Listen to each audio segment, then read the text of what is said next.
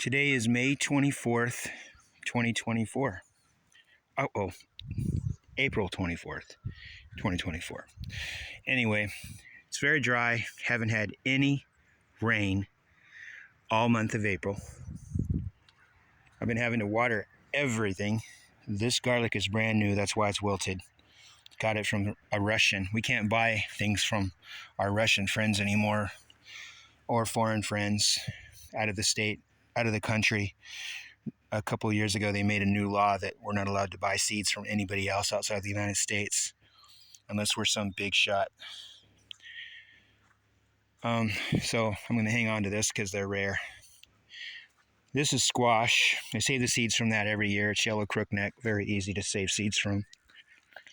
And these are an actual climbing black bean. I got to get some tent stakes put up, poles put up for them to climb. That row is okra. Oh no, that's big boy purple hull peas. That is okra. These rows are 135 feet. And this is leeks, and they're not doing well because they're already going to seed because it got down to 0 and they don't like it when it gets really cold. These are cattle panel trellises. My horses have already banged them up really bad in the old days. And those are all put up because crows are very curious and they'll pull up young seedlings. So this keeps them away. They're more interested in the silvery, glittery stuff and picking on my tomato plants. These are climbing tomatoes called triple crop. Burgess sold them to me 25 years ago, and I've been saving the seeds ever since. Purple jalapenos, 135-foot row of different kinds of peppers. I'm going to grow sweet potatoes in this big wide space. It takes up a lot of room to grow sweet potatoes. I'll be planting them in this row so they can mostly climb that way. And I'll be hilling them so I can remember where to dig them. And on the edges of the garden, I plant tomatillas and some kinds of wild cherry tomatoes because they can tolerate anything. This is all okra going all the way down the line. And this is Japanese mustard, red mustard. It really, really, really grows good. They call it a giant mustard, but it's no bigger than any other mustard. So the name giant should be taken away from the red mustard.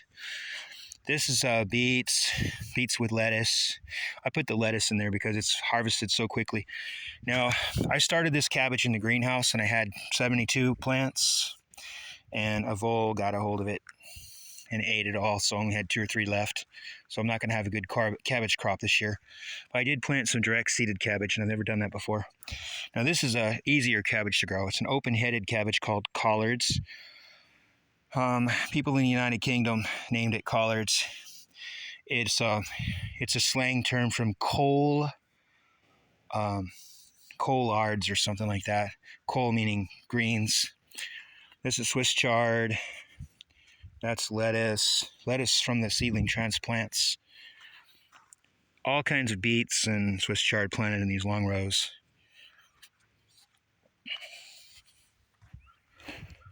These are walking onions, just getting some new ones started.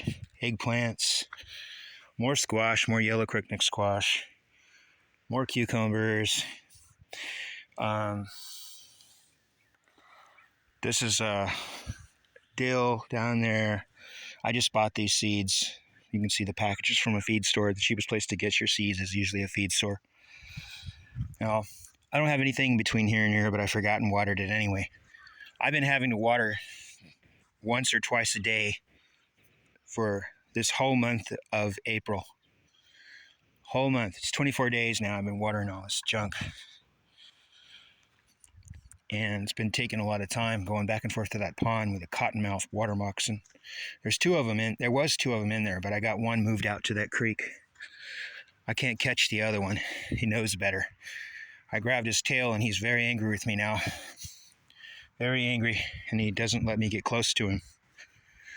Now, these new trellises are really great. I used these cattle panels sideways in long rows before, and I was able to plant a lot of tomatoes on them, but they're only 4 foot tall that way. The tomatoes would lay over and hit the ground, and that's not good for tomatoes. Then they would end up being so heavy you couldn't find the tomatoes under them. But this is a new way. This is going to keep them shady and cool and let them grow tall like they like. And these Burgess triple crops are the tallest tomatoes in the world, and they bear a beautiful, tasty tomato. Well, it's not beautiful. The tomato is not consistent. It can be any shape. It can be huge. It can be misshapen. It can be a oval like a Roma or round like a salad tomato. It can be great big. It can be 3 pounds. It can be little. There's just many kinds on it. But one thing that's consistent is its leaves are always like a potato's leaf. They're different than other tomatoes. It's a very old heirloom tomato. And when I bought Burgess Triple Crop, it was back in the days before I had a computer, and I was kind of a captive audience. I had to buy and pay their extremely high shipping rates.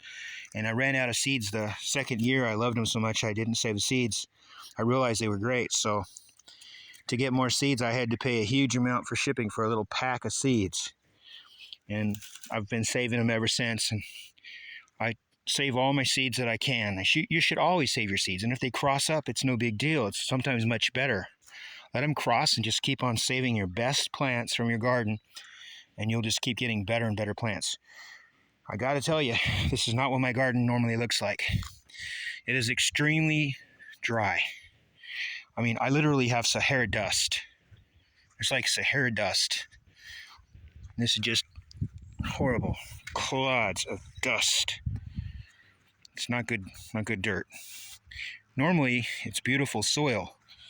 But right now, it's dry, dusty dirt. So that's that. That's that.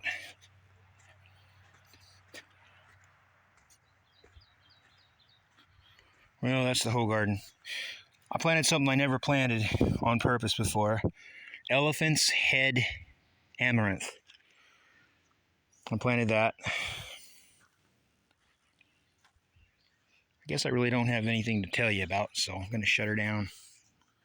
That's this year's garden, April 24th.